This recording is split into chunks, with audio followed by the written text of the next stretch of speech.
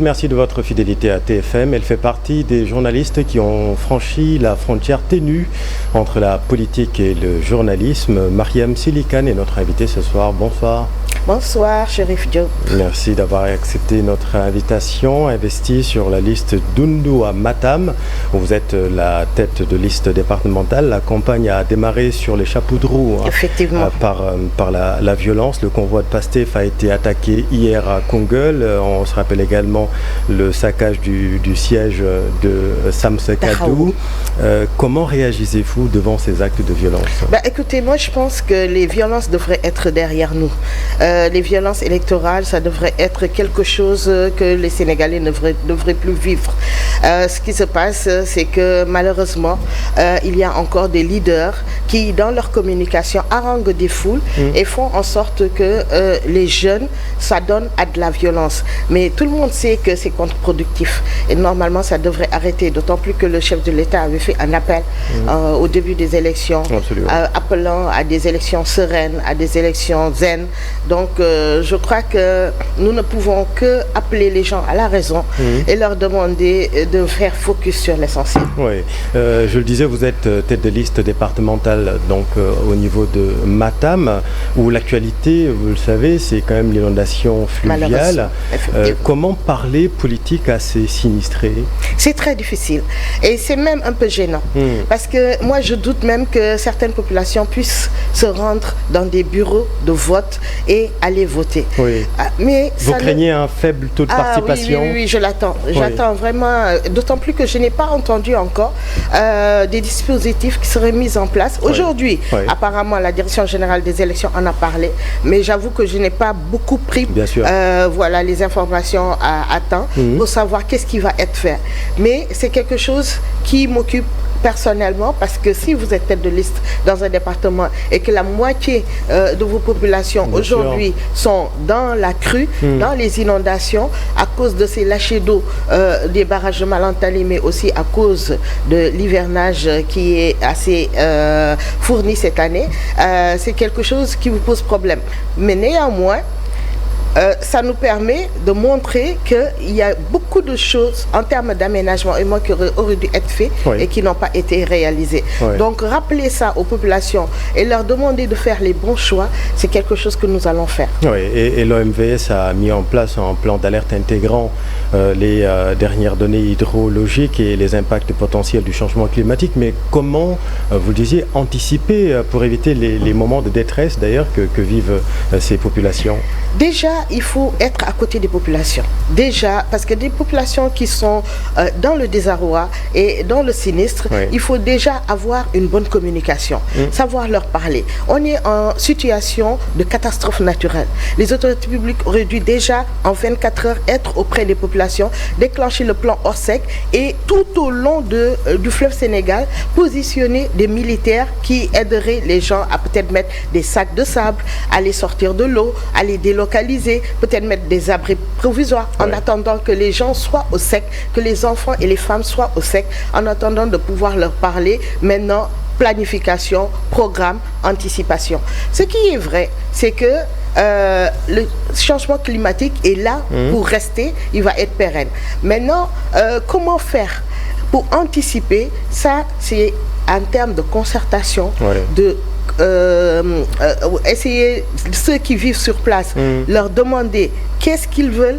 Est-ce qu'ils acceptent d'être délocalisés? Parce que vous savez, les Foutanké, ils sont attachés à leur terre. Et voilà, ils ne veulent pas bouger de leur terre. Même si c'est une voie d'eau, ça fait peut-être 30 ans qu'ils n'avaient pas vu une crue comme ça. Donc, ils ne s'attendaient pas du tout à ce que les montées d'eau soient à ce niveau-là. Donc, aujourd'hui, il faut vraiment beaucoup de pédagogie et beaucoup de communication pour pouvoir anticiper sur les prochains hivernages à venir. Surtout que l'économie agraire est fortement touchée, impactée dans ce domaine. Plus de 700 hectares de riz inondés ont été recensés dans la région de Matam par la SAED. Vous le disiez au début que c'est gênant de faire même campagne, mais à quel point justement? À quel point? Parce qu'aujourd'hui, le discours devrait être quoi faire après la décrue. Bien sûr. C'est ça qu'il faudrait faire. Ce qu'il faut, c'est essayer de mettre en place des nouvelles semences, essayer de mettre en place des opérations de semis, accompagner les personnes, parce qu'effectivement, si 700 hectares sont partis avec la crue, il faudrait remplacer. Sinon, de quoi les gens vont vivre demain? Comment ils vont se nourrir? Comment ils vont remplacer leur mil, leur sorgho, leur riz, leur niébé, leur maïs? Donc aujourd'hui, je crois qu'il faut vraiment qu'on convoque rapidement des assises, que les gens qui ont de l'intérêt pour cette région et pour cette vallée du fleuve Sénégal puissent avoir des échanges, des rencontres, parler de l'après-décrue. Et ça, c'est fondamental et c'est très urgent. Oui, exactement. 1000 producteurs rizicoles sont impactés à ce niveau. Parlant d'assises, vous avez émis l'idée il y a quelque temps des assises de la protection civile et sociale. Est-ce que vous pouvez nous expliquer? Alors, moi, j'ai vu les nouveaux gouvernants arriver et faire tout de suite les assises de la justice. Bien sûr. Mais je pensais que tout de suite après, on allait passer sur des assises de la jeunesse ou bien alors de l'économie solidaire, de la protection civile et sociale. Pourquoi? Parce que tout le monde voit au Sénégal qu'en termes de protection civile et solidaire, ou bien en termes d'économie solidaire, il n'y a pas grand-chose qui a été réalisé pendant je ne dirais même pas ces 12 dernières années, je dirais pendant ces 20 dernières années. Ah oui, quand même. Quand même. On est à quand même 70% de notre économie qui est de l'informel. Aujourd'hui, tout le monde nous parle de fiscalisation, il faut payer les impôts et tout ça, mais il faudrait d'abord les immatriculer, il faudrait d'abord les organiser, il faut les coacher, il faut les former, et ça prend des rencontres et des échanges. Ça prend que les gens qui sont eux-mêmes les acteurs, qu'on puisse les écouter et les entendre. Et ça, à mon avis, c'est quelque chose qui serait utile. Parce qu'on est vraiment dans l'économie populaire où on a beaucoup d'acteurs et d'actrices, surtout les femmes, qui font des petits commerces, qui ne veulent que s'en sortir au jour le jour, mais à qui on ne tend pas beaucoup la perche. Et aujourd'hui, nous, dans la coalition... Même s'il y a quelques mécanismes, on pense à la DER notamment. Oui, mais vous savez, moi, j'ai toujours été contre cette histoire de lutte contre la pauvreté, où on fait faire du crédit revolving aux femmes, et in fine, on voit bien qu'on ne sort personne de la pauvreté. Ça ne suffit pas. La DER, malheureusement, ça a été un mécanisme que l'ancien régime a mis en place, mais qui a été très, très actif pendant les périodes électorales. Après les périodes électorales, on ne voit rien. Aujourd'hui, on voit que ça recommence, on soupçonne qu'il y a de l'intérêt électoraliste un peu derrière. En tout cas, ne sais pas. Le Premier ministre actuel annonce la réforme de la DER. On verra à quoi s'attendre avec cette réforme. Et est-ce que c'est la raison pour laquelle vous prenez un nouveau contrat social ancré sur les droits humains et fondé sur une nouvelle vision oui, parce que nous mettons l'humain au centre de notre programme. Nous remettons de l'humanité même dans notre communication et dans notre dialogue. Nous espérons fondamentalement que les Sénégalais, à un moment, vont arrêter tout ça, tout ce qui est violence, invective, chamaillerie, et remettre l'humain au centre de leur programme politique. Parce que aujourd'hui, si vous ne prenez pas soin de l'enfant à la vieillesse, moi je vis avec des parents qui ont aujourd'hui plus de 80 ans, on voit bien que c'est un souci aujourd'hui. Notre indice de développement humain est très faible. Nous sommes entre 169 et 170 aujourd'hui. Au classement IDH. Nos cellules familiales ont éclaté, les gens vivent dans des appartements, vivent dans des trucs.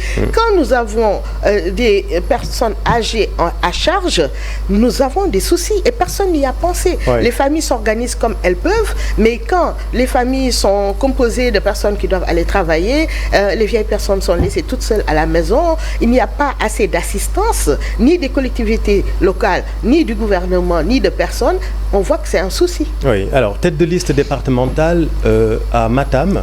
Vous allez à Matam? Oui, je n'ai pas choisi la facilité. J'aurais bien voulu j'aurais pu être dans la liste nationale de la coalition Doundou, par le truchement de la parité, prendre la deuxième place et puis vraiment travailler. Matam, il paraît que c'est le titre foncier de quelqu'un. C'est ce qu'on dit. C'est ce qu'on dit. Mais attention, en réalité, moi aujourd'hui, mon discours, c'est vraiment de dire aux gens, ce que quelqu'un n'a pas pu faire pour vous en 12 ans, ça n'est pas dans l'opposition en 5 ans qui va faire. Ça, c'est d'un. De deux, ça n'est le titre foncier de personne. Le titre foncier de quelqu'un et quelqu'un d'autre veut l'arracher. Donc, c'est un peu plus compliqué. On le voit aujourd'hui, ce sont aux Matamois de prendre en charge leur développement, leur avenir et de dire qu'est-ce qu'ils veulent faire de cette belle superficie. Ils ont plus de 30 000 km², des hectares de terre qui sont... Vous avez vu la crue? On a de l'eau, on a du soleil, on a de la terre, on a le foncier. Et aujourd'hui, ce qui manque, c'est les financements. Mais si les projets sont bien écrits, s'ils sont bien menés, s'ils sont bien coachés, mais on va trouver les financements. Très bien. Donc, au Vous leur promettez des financements? Nous allons tout faire pour leur trouver des financements. Et nous ne l'attendons pas des institutions, comme ils pensent tout le temps. Il y a une belle diaspora foutankaise, une belle diaspora sénégalaise. Beaucoup de gens sont partis. Qui fait beaucoup d'ailleurs. Qui fait beaucoup, les lycées, les centres de santé. On voit très bien dans le Fouta. Quand je dis le Fouta, c'est le Fouta large, de Bakel à Saint-Louis. On voit bien que cette diaspora, elle est là aux côtés des populations. Aujourd'hui, il suffit juste de réorienter les allocations qui sont envoyées dans cette région pour en faire quelque chose avec des projets structurants et innovants. Et on verra bien, les populations du Fouta vous écoutent. En tout cas, moi, je me ferai leur porte-parole. Bien sûr. Je me ferai parce que... Au Parlement. Au Parlement. Parce que c'est là que les allocations sont dispatchées. C'est là aussi que les lois sont proposées et sont votées. Donc aujourd'hui, il faut une voix pour cette région du Sénégal. Quand on voit que le nouveau gouvernement qui est arrivé dans ces pôles de développement a même oublié cette partie du Sénégal. Bon. Alors, les journalistes sont engagés en politique. Les journalistes engagés en politique sont légion désormais. Mariam Selikane, vous entrez en politique en briguant un mandat législatif. Pourquoi ce choix? Après 30 ans, plus de 30 ans, 32 ans en réalité de présence dans le secteur des médias, j'ai été au cœur du système. J'ai vu et entendu beaucoup de choses que je pouvais dire, que je ne pouvais pas dire, à cause peut-être du devoir réserve, parce que j'avais fait le choix du secteur public de l'audiovisuel. Mais en réalité, ce qui se passe, c'est qu'à un moment donné, on a envie de servir son pays à d'autres horizons. Et où est-ce qu'on peut le faire? À des horizons où des décisions se prennent. Parce qu'aujourd'hui, si on veut vraiment impacter les choix, on se doit d'aller là où les décisions se prennent, là où les lois se votent, là où les allocations se font. Alors c'est tout simplement ça, ce n'est pas comme une tendance ou bien un buzz ou bien vouloir de la célébrité parce que, alhamdoulilah, on est connu, on est célèbre et tout, mais si cette forme petite espèce de célébrité peut encore servir nos communautés, nos gens qui sont derrière nous. Et surtout, moi, je milite beaucoup pour les femmes. Je suis un produit de l'école sénégalaise, l'école Mariam Abba de Gorée, et je vois cette formidable communauté de plus de 2000 jeunes femmes qui ont été formées et très bien formées par un lycée d'élite et on n'en fait rien du tout. Donc je me dis que bon, il est temps de s'engager. Sincèrement, au niveau de la RTS, j'ai fait tout ce que j'avais à faire. J'ai accompagné aussi plus que nécessaire. Aujourd'hui, je veux servir à de nouveaux horizons. Est-ce que vous êtes satisfait du nouveau de ce service public, ce qui est devenu ce service public aujourd'hui? Ça a beaucoup changé. Le service public est en train de beaucoup changer, alors qu'on devrait militer fortement pour un service public fort. Un service public audiovisuel fort dans un pays, c'est la voix et l'image d'un pays. Est-ce qu'on en prend le chemin depuis l'arrivée des nouvelles autorités? C'est très court pour juger. C'est 5 mois, 6 mois. Et puis, je crois que notre nouveau DG est tombé dans un désarroi fondamental parce que quand il est arrivé, il s'imaginait énormément de choses. Il a trouvé que la réalité n'était pas vraiment ça. Aujourd'hui, il est en train de s'ajuster et c'est très bien. Pape Alignan? Pape Alignan. Il est en train de s'ajuster, il est en train de prendre ses marques, de se faire accompagner par des gens de la maison qui lui donnent peut-être les bonnes... Parce que je connais la personne quand même. C'est quand il est venu, il venait avec des préjugés, avec la RTS, c'était ça. Mais ça, on le savait. Nous sommes des collègues et on l'avait vu dans ses émissions où il critiquait beaucoup la RTS. Donc, il est venu avec beaucoup de préjugés. Mais je crois que maintenant, il comprend mieux la réalité de la RTS, qui est une formidable maison, qui est une famille et qui sait rendre ce qu'on lui offre. Et en tout cas, nous, on est très heureux de vous donner la parole sur TFM. Tout le plaisir est pour moi et je reviendrai avec plaisir la prochaine fois. Merci beaucoup, Merci, Madame Mariam Selikane, tête de liste de la coalition Doundou dans le département de Matam. Merci à vous, chers téléspectateurs. Restez avec nous sur TFM. Vous êtes au bon endroit. Bonne soirée.